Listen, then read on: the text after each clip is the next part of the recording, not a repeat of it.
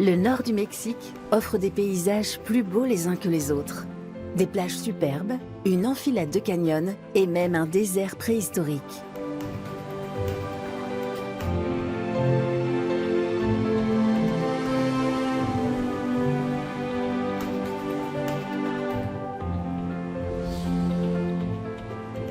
Chaque hiver, les baleines grises viennent mettre bas devant le village de Cabo Pulmo, dans le sud de la péninsule de Basse-Californie. Des requins-baleines s'ébattent non loin. Ce sont les plus grands poissons vivant à notre époque. Pour se nourrir, ils ouvrent grand la gueule, l'eau s'y engouffre et ils n'ont plus qu'à la filtrer pour retenir le plancton. En 1995, une réserve marine de 7 hectares a été créée pour protéger le récif corallien au large de Cabo Pulmo. La pêche y est interdite. Cela a permis de restaurer la faune marine qui était en net recul. Les pêcheurs de Cabo Pulmo eux-mêmes avaient réclamé ces mesures de protection. Carlos Godínez est biologiste. Il dirige la réserve marine de Cabo Pulmo en étroite relation avec la population locale. Les pêcheurs ont su évoluer avec leur environnement, comme nous l'explique Don Paco.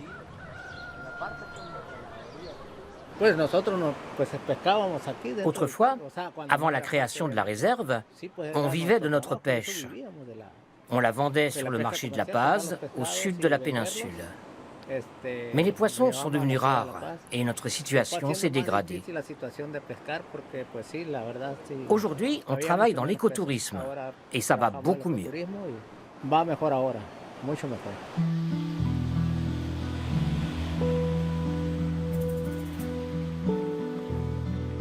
Les touristes viennent à Cabo Pulmo pour plonger sur le récif de corail.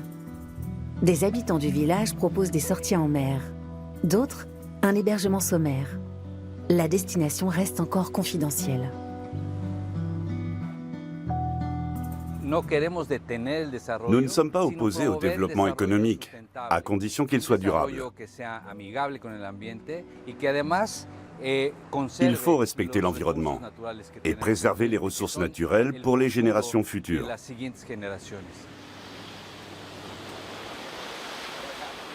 La réserve a été créée avant tout pour protéger les récifs coralliens.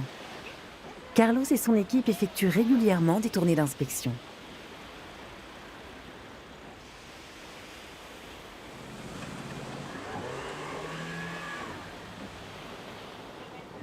La pêche est strictement interdite dans la réserve, mais tout le monde ne joue pas le jeu.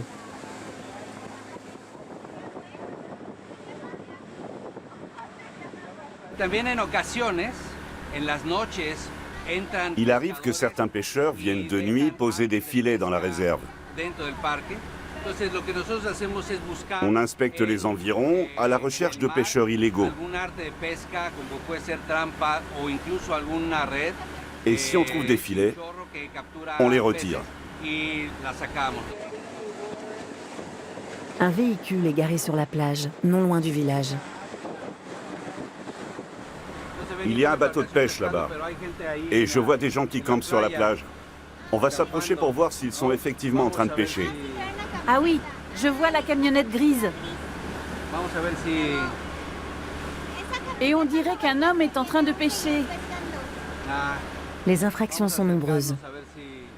Aujourd'hui, Carlos reconnaît les pêcheurs sur la plage. Ce sont des gens de la région. Il leur donne un avertissement. Patrouiller dans la réserve est le seul moyen de faire respecter l'interdiction de pêche.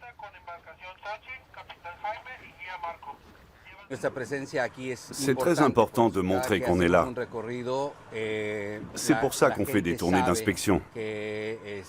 Pour que les gens sachent qu'ils ne peuvent pas faire ce qu'ils veulent dans la réserve. La pêche n'est pas la seule activité réglementée dans la réserve marine. La plongée l'est aussi. Carlos surveille de près l'activité touristique. La plongée ne peut se pratiquer qu'avec des guides de Cabo Pulmo en petits groupes. Toutes ces mesures de protection portent leurs fruits.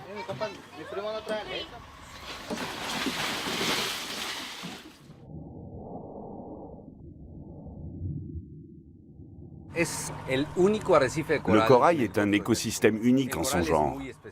Il nourrit environ 30% des espèces sous-marines de la région. Cabo Pulmo est le seul récif corallien du golfe de Californie. Il est d'une importance cruciale pour la faune et la flore locale.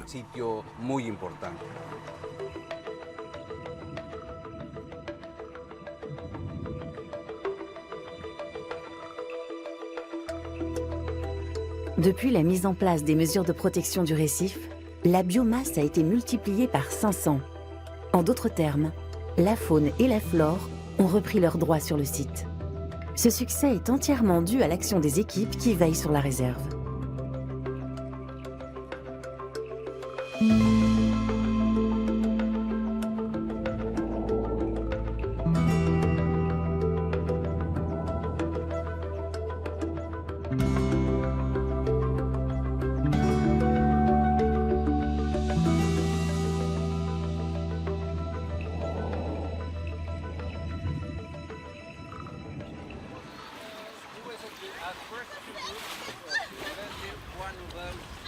Carlos et ses collaborateurs analysent régulièrement la qualité de l'eau.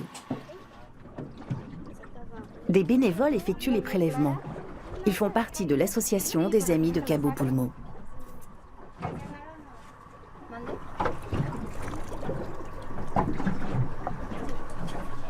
Tania de la Vega est membre de l'association. La création de la réserve est un succès et nous nous devons de montrer l'exemple. Cela passe notamment par des plages propres et une bonne qualité de l'eau. C'est essentiel à la survie de nombreuses espèces qui ne se rencontrent qu'ici. C'est aussi important pour le tourisme qui fait vivre la plupart des familles du village.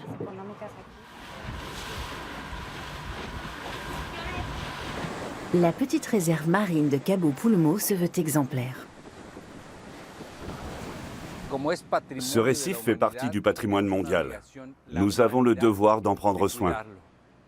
Cela ne concerne pas uniquement notre village, notre région ou notre pays. Tous les pays qui ont signé la Convention de l'UNESCO pour la protection du patrimoine mondial ont la responsabilité de préserver les sites classés.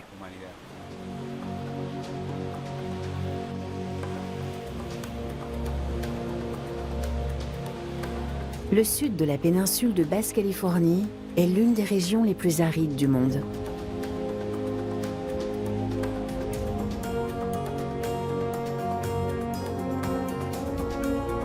Seules des plantes parfaitement adaptées au climat peuvent y survivre.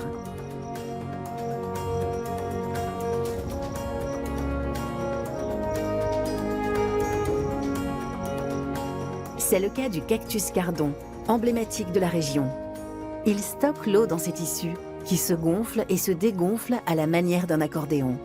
Sa masse peut doubler après une forte pluie. À première vue, cela ne semble pas le meilleur endroit pour faire de l'agriculture. Nous sommes sur la côte ouest de la péninsule, face à l'océan Pacifique, à la sortie du village de Todos Santos. Mais Elisabeth Ibarra n'est pas femme à se décourager. Elle exploite 20 hectares de culture biologique. Elle a été élue meilleure dirigeante d'entreprise de l'année 2013.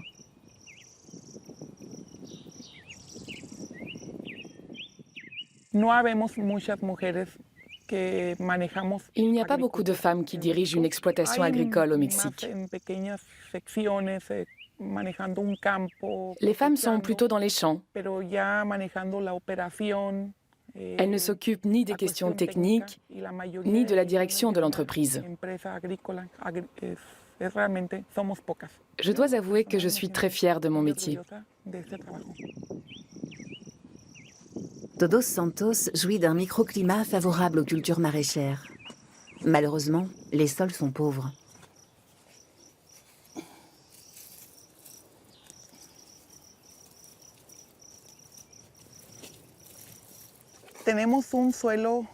Comme on est proche de la mer, le sol est très sableux.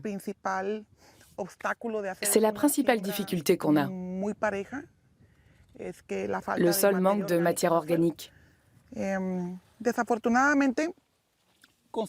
Malheureusement, pour améliorer un sol, il faut des années de travail et beaucoup d'engrais. C'est pour ça qu'on cultive des légumes peu exigeants, comme le haricot vert.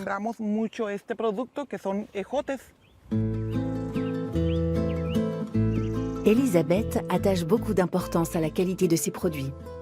Elle pratique l'agriculture biologique et utilise une décoction de graines de margousier en guise de pesticides.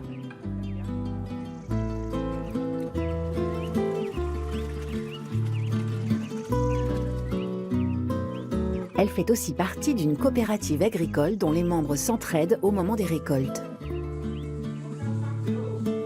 Elisabeth a beau être la patronne, elle n'aime pas les rapports hiérarchiques. Elle préfère le partage et la collégialité. Le déjeuner pris en commun avec les ouvriers est un moment important de la journée. Nous sommes comme une petite famille. On mange ensemble, on s'amuse, on rit. On aime beaucoup ces moments de pause. On est heureux de tous se retrouver autour d'une table pour partager le repas.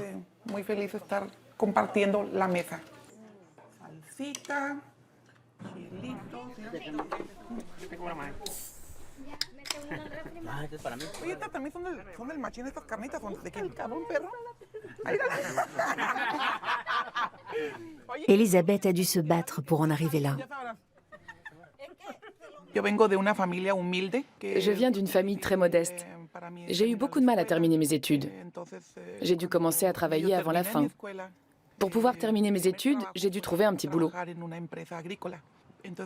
Je me suis retrouvée dans une entreprise agricole et ça m'a tout de suite plu. J'ai aimé les champs verts, les gens, les camions, les tracteurs. Personne dans ma famille n'a jamais travaillé dans ce secteur. Je suis la première et je me vois bien exercer ce métier toute ma vie. Sans son système d'irrigation, l'exploitation d'Elisabeth ne pourrait pas exister.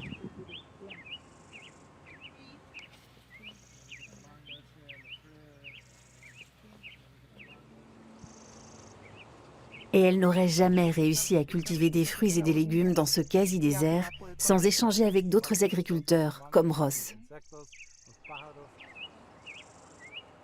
Le climat est agréable.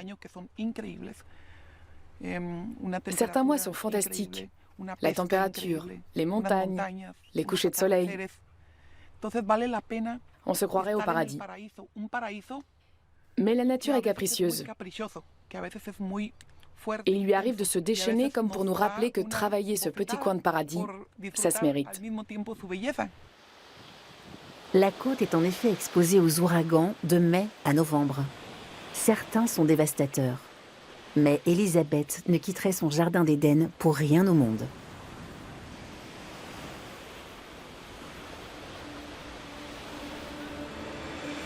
Après Todos Santos, nous traversons le golfe de Californie pour rejoindre le Mexique continental.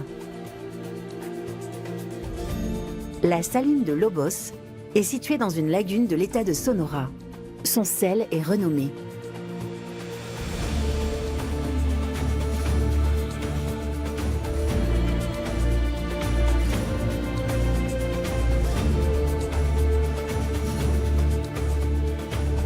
Non loin, dans le village de Valle de Lobos, nous rencontrons un ouvrier de la saline, Roberto Ceballos.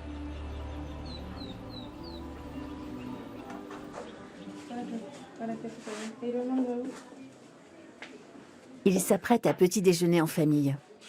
Son emploi à la saline lui a apporté une stabilité financière qui lui faisait cruellement défaut.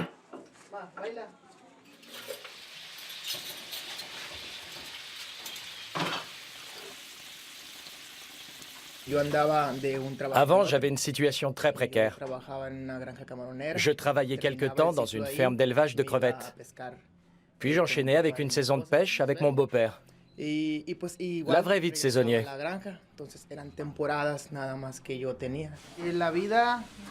Ce n'est pas facile de gagner sa vie par ici. Il y a beaucoup d'emplois temporaires, notamment dans le secteur de la pêche. Le souci avec la pêche, c'est qu'on ne sait jamais ce qu'on va gagner. On est dépendant de la prise du jour. Alors que les ouvriers de la saline ont un emploi stable. C'est précieux.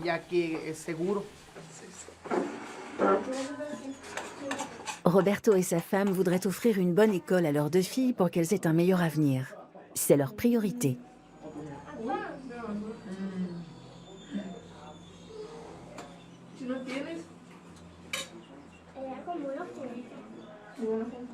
J'ai 28 ans, je suis né à Valle de Lobos et j'y ai toujours vécu. Il n'y a pas grand-chose à faire par ici. Le week-end, on peut faire du sport. Moi, par exemple, je suis arbitre de foot.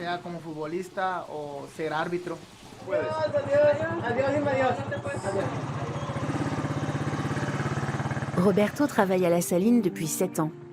Grâce à cet emploi, il a pu acquérir une moto, une voiture et surtout une maison.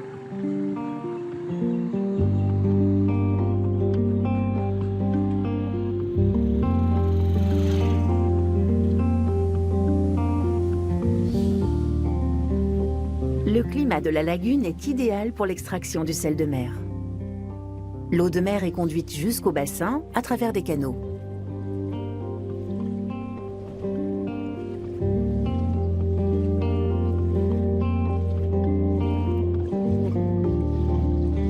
Sous l'action du soleil, elle s'évapore.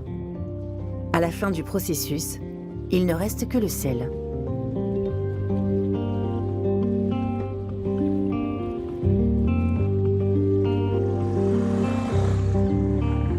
Roberto a grimpé les échelons. Il est aujourd'hui chef d'équipe.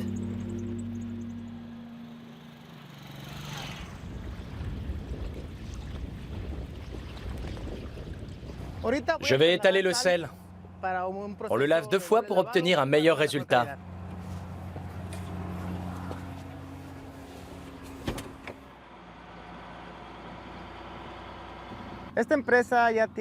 La saline existe depuis 35 ans. Au moment de sa création, je n'étais même pas encore né. La proximité du site avec la mer, le climat chaud, toutes les conditions sont réunies pour permettre la production de sel.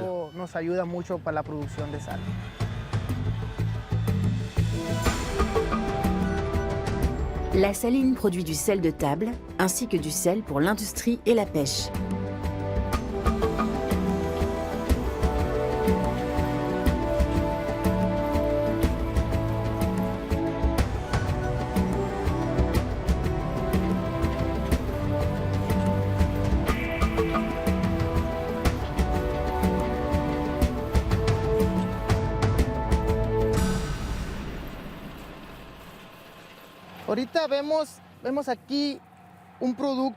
Voici la qualité qu'on appelle A1. C'est le sel qui a subi un premier lavage. Il a été lavé, puis passé dans une centrifugeuse pour retirer l'humidité.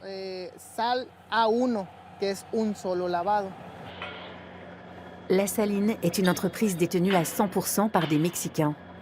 Les ouvriers en sont fiers. Ils ont de bonnes conditions de travail et ils bénéficient d'une couverture sociale. Ce n'est pas toujours le cas au Mexique.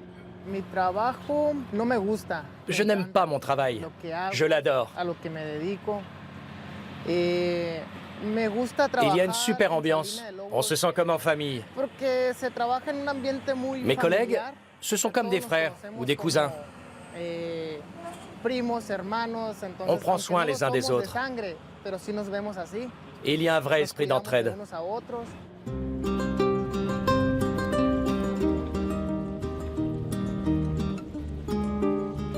À l'époque où Roberto travaillait dans un élevage de crevettes, il était responsable de la qualité de l'eau. Cette compétence lui est utile aujourd'hui à la saline.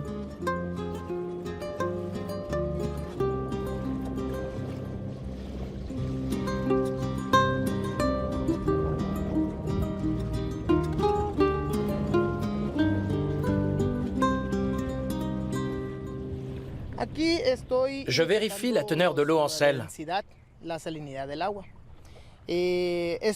On mesure différents paramètres.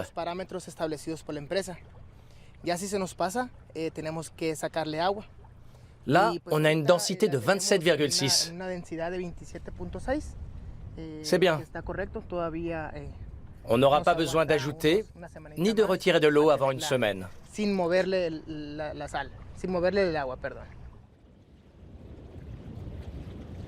Le sel a besoin de temps et de soleil, rien de plus.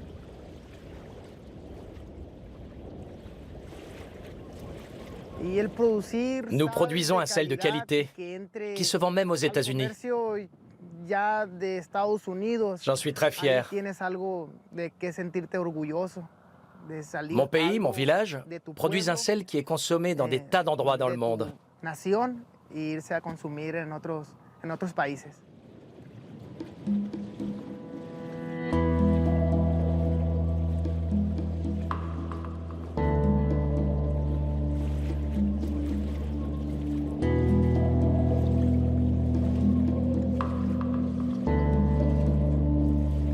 Nous quittons la Saline en direction du sud. À 300 km de là, à Los Mochis, nous arrivons dans une gare bondée. Il est 5 heures du matin et le train s'apprête à partir. C'est le Chihuahua Pacific Express, ou le Chepe comme on dit ici. Hector Fabella est contrôleur. Il s'assure que les derniers passagers montent dans la bonne voiture.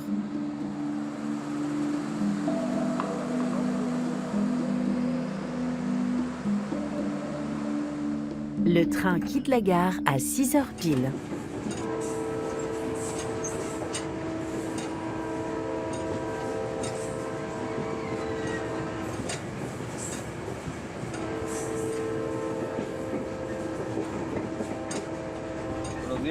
Bonjour, contrôle des billets s'il vous plaît.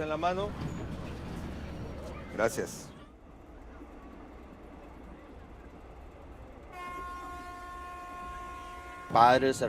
Mes parents, mes frères et sœurs, toute ma famille travaille pour les chemins de fer. C'est une tradition chez nous depuis l'époque des locomotives à vapeur. Mes ancêtres ont participé à la construction des voies ferrées. Moi, je suis au service des passagers. Je les aide à monter à bord et à descendre. Je règle la climatisation. Je nettoie les toilettes. Je donne aussi toutes sortes de renseignements. Et j'indique les belles photos à faire. Le Chepe relie la commune de Los Mochis, sur la côte pacifique, à la ville de Chihuahua, au nord du pays. Il parcourt quelques 650 km en 16 heures, parfois plus. Cela peut paraître atrocement long, mais beaucoup de passagers font le voyage pour le plaisir.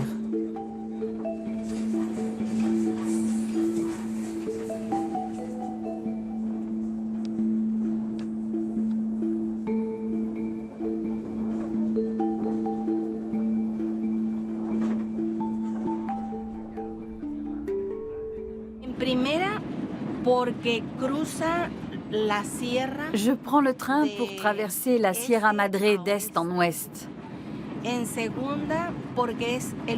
Et parce que c'est le seul train de passagers du Mexique. En plus, il serpente à travers des paysages magnifiques.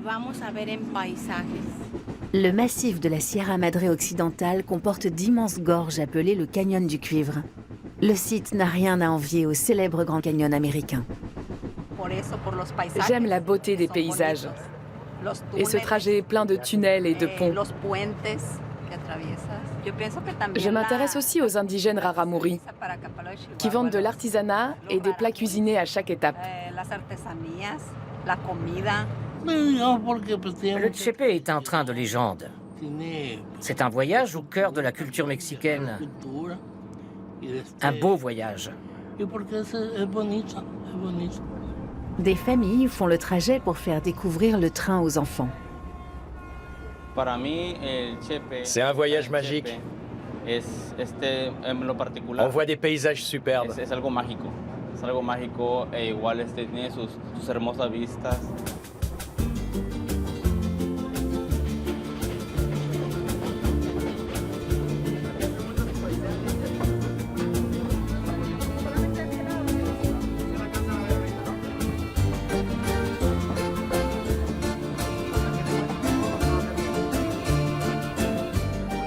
La construction du chemin de fer mexicain a débuté en 1861. Le train devait transporter l'or et le cuivre des mines de la Sierra jusqu'à la côte, ainsi que du maïs et d'autres céréales.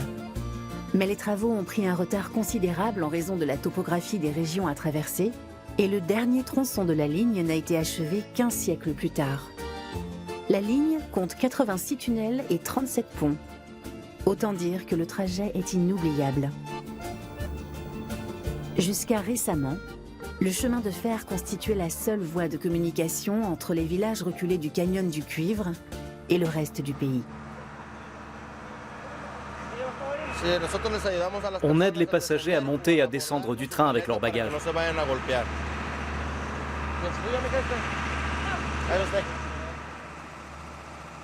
Aujourd'hui encore, le train reste le moyen le plus commode et le moins cher pour rejoindre les montagnes depuis la côte. Hector a fini son service. Une autre équipe prend le relais.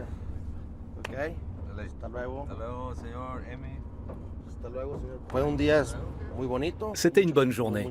Nous sommes arrivés à l'heure. Le train fait une halte de 10 minutes pour permettre le changement d'équipe. Puis il repart pour Chihuahua. Hector effectue le même trajet tous les jours, mais il ne s'en lasse pas.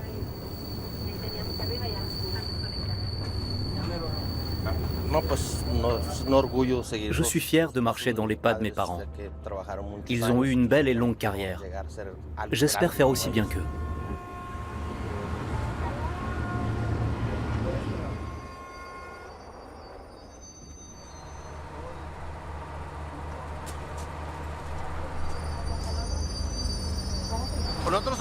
Nous voilà à destination.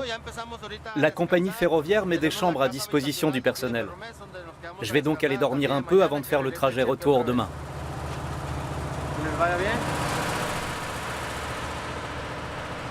Les indigènes de la Sierra se nomment les Raramuri, ce qui signifie les coureurs. Ils s'appellent eux-mêmes ainsi parce qu'ils filent à toute vitesse sur les chemins escarpés des montagnes. Ils sont aussi connus pour leur très belle vannerie.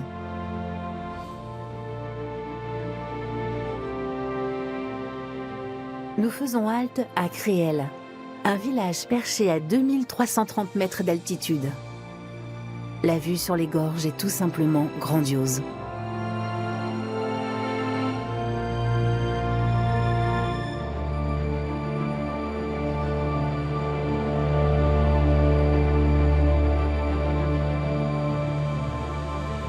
C'est aussi ici que se trouve la majestueuse cascade de Bassa Seachi, d'une hauteur de 246 mètres.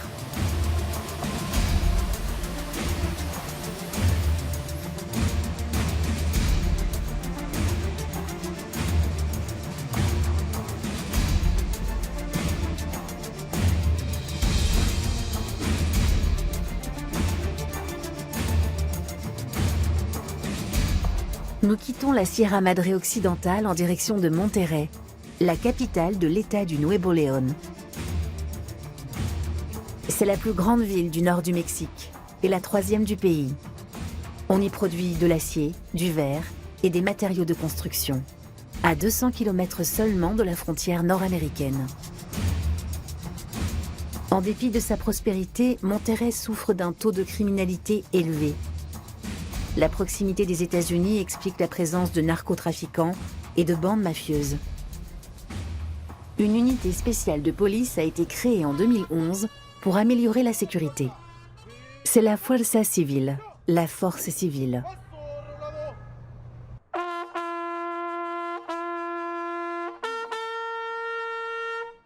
Les policiers se rassemblent au petit matin pour le lever du drapeau.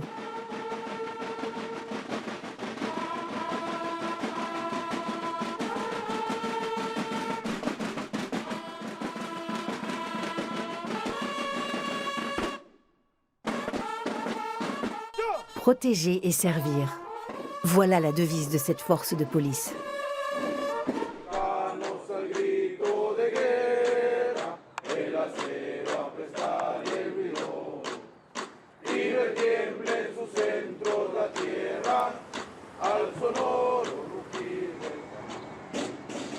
La Fuerza Civil compte 6000 agents, hommes et femmes confondus.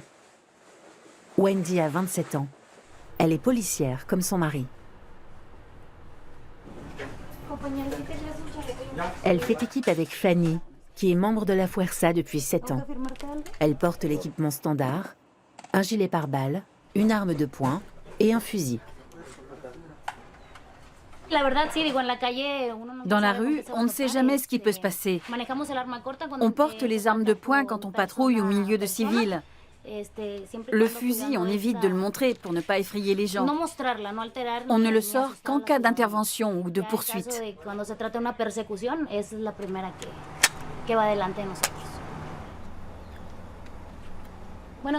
Fanny a l'estime de ses camarades et du commandant, un policier qui peut s'enorgueillir de 31 ans de service. Aujourd'hui, Fanny va patrouiller dans les quartiers défavorisés de Monterrey. Elle fait un métier dangereux, d'autant que les policiers sont régulièrement la cible d'attaques.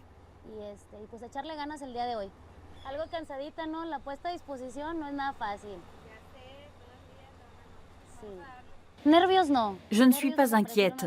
J'ai cessé de l'être depuis un moment. J'aime mon métier, il me fait me sentir bien. Naturellement, on ne sait jamais ce que la journée va nous réserver, mais je ne m'inquiète plus. S'il y a toujours une femme dans les équipes de policiers, c'est notamment parce que les victimes de sexe féminin se confient plus facilement à une policière. En tant que femmes et mères, nous voulons que les femmes de la ville se sentent en sécurité. Nous allons à leur rencontre pour qu'elles se sentent soutenues.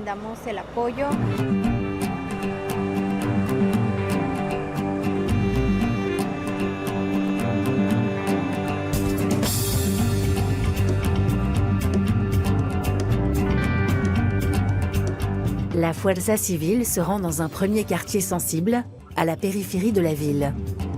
Les équipes misent sur le travail de terrain pour faire baisser la criminalité.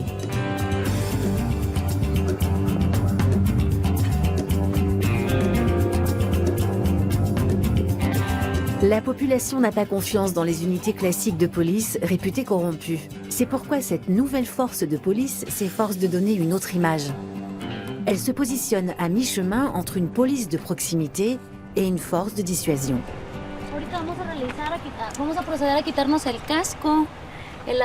Quand on patrouille, on laisse les casques et les fusils pour ne pas effrayer les enfants et les jeunes. On veut inspirer la confiance. On aimerait que les gens se confient à nous. Les problèmes dans ce quartier, ce sont les bandes criminelles qui commettent des vols et des cambriolages. Il y a aussi des soucis de violence domestique.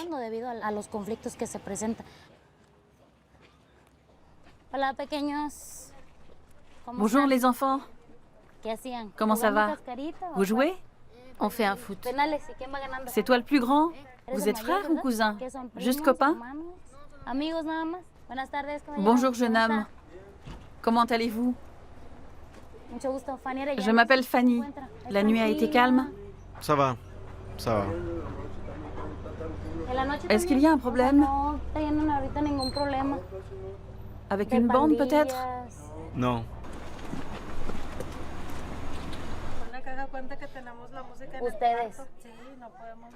Des femmes sortent de chez elles pour rencontrer les policières. Elles se plaignent de tapage nocturne. On veut aider les gens et leur rendre service pour qu'ils aient confiance en nous et qu'ils fassent appel à nous. Notre souhait, c'est de protéger et de servir les populations locales. S'ils ont confiance en nous, ils viendront nous voir. Ils nous confieront les problèmes auxquels ils doivent faire face dans leur quotidien, avec leur entourage, leur famille, leurs voisins. Dans ce quartier, les gens nous aident à mener à bien notre mission. Pour gagner la confiance des habitants du quartier, la Fuerza Civile fait régulièrement du porte-à-porte. C'est un travail de longue haleine.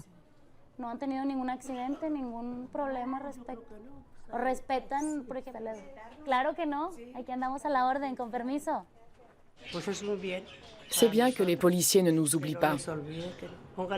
Chez moi, c'est calme. Mais ce n'est peut-être pas le cas ailleurs. Heureusement qu'ils sont là. Fanny indique le numéro d'appel d'urgence de la police, car tout le monde ne le connaît pas. Elle va beaucoup vers les femmes.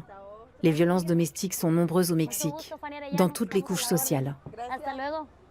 Je suis entrée dans la Fuerza Civil parce que j'aime aider les gens, leur parler, les soutenir, les conseiller, comme s'ils faisaient partie de ma famille. Je puise d'ailleurs ma motivation dans ma propre famille, auprès de mes parents, de ma fille, de mes sœurs.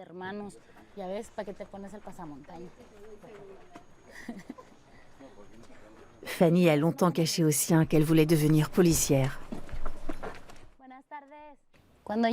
Mon projet d'intégrer la Fuerza Civil, je l'avais gardé secret. Je ne voulais pas que ma famille s'inquiète. J'ai d'abord suivi la formation, puis quand j'ai été reçue à l'examen final, j'ai organisé une fête et j'ai invité mes parents. Ça a été une sacrée surprise pour eux. Mais ils ont vu comme j'étais heureuse de réaliser mon rêve. Parler avec la population est une bonne chose, mais cela ne suffit pas. Pour s'imposer dans les rues de Monterrey, la Fuerza Civil doit aussi montrer les dents. Cela explique tout le décorum militaire. Avant d'entrer dans la police, Fanny a fait des études de droit. Patrouiller dans les quartiers défavorisés est sa manière à elle de contribuer à la vie de la cité.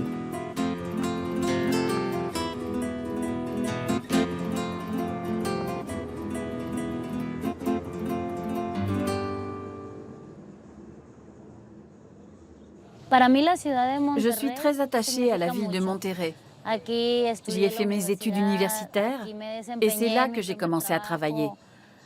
C'est la ville qui m'a donné la chance de réaliser le rêve que j'avais depuis toute petite, devenir policière. C'est vrai qu'il y a beaucoup de problèmes dans la ville, mais quand je monte ici et que j'admire cette vue, je me sens sereine.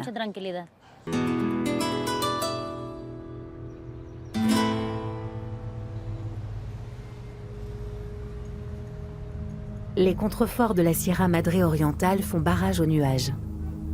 De l'autre côté des montagnes s'étend le désert de Coahuila.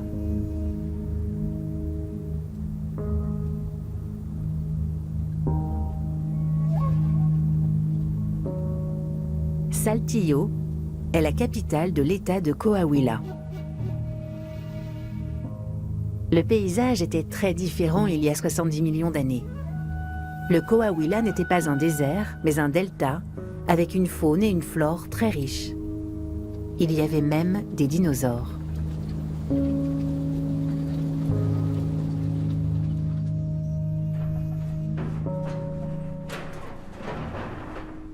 Héctor Rivera Silva est paléontologue au musée du désert, à Saltillo. Les dinosaures sont sa passion. Voici le fémur d'un hadrosauridé, un dinosaure à bec de canard.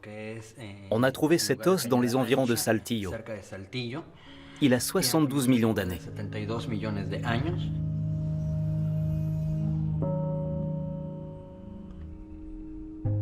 Héctor Rivera Silva adore jouer les détectives pour remonter dans le temps. Ma passion pour les dinosaures remonte à mon enfance. Et je dois dire qu'elle ne m'a jamais quitté. J'ai toujours été fasciné par ces créatures qui peuplaient la Terre il y a si longtemps et que je ne pouvais plus voir ni toucher. Au fil du temps, j'ai eu envie d'en savoir plus sur eux, de connaître leurs noms, de reconstituer l'histoire de notre planète au travers de ces géants disparus depuis des millions d'années, à la manière d'un détective.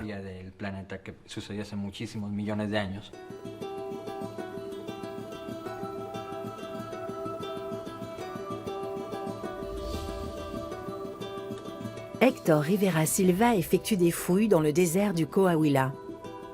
C'est ainsi qu'il a découvert il y a quelques années, avec une équipe de paléontologues germano-mexicaines, les ossements de 14 dinosaures.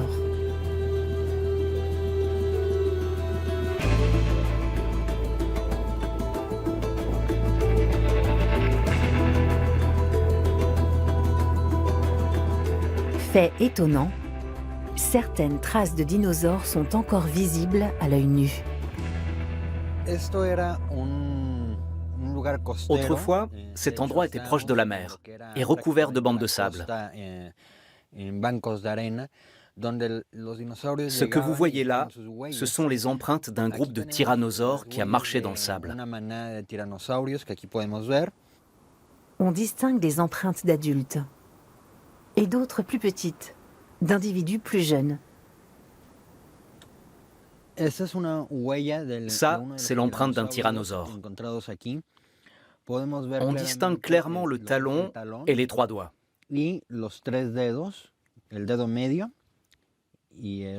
Cet individu devait faire entre 5 et 6 mètres.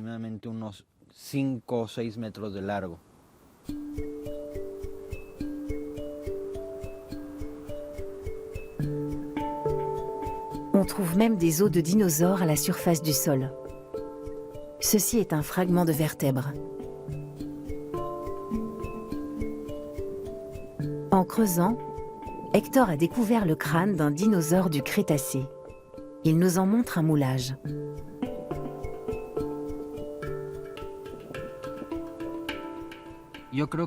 Quand on trouve quelque chose de nouveau, on est content évidemment. Les découvertes les plus enthousiasmantes, c'est quand on trouve un fragment posé sur le sol. Quand on effectue des fouilles, c'est autre chose. On ne sait jamais à l'avance si la découverte sera importante ou non. Il faut d'abord rapporter la pièce au laboratoire, la nettoyer, l'étudier. C'est une joie différente, qui s'étale davantage dans le temps.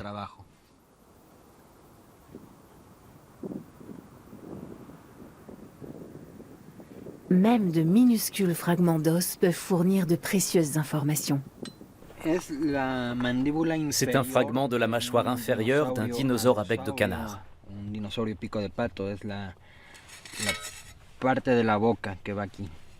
On voit l'emplacement des dents.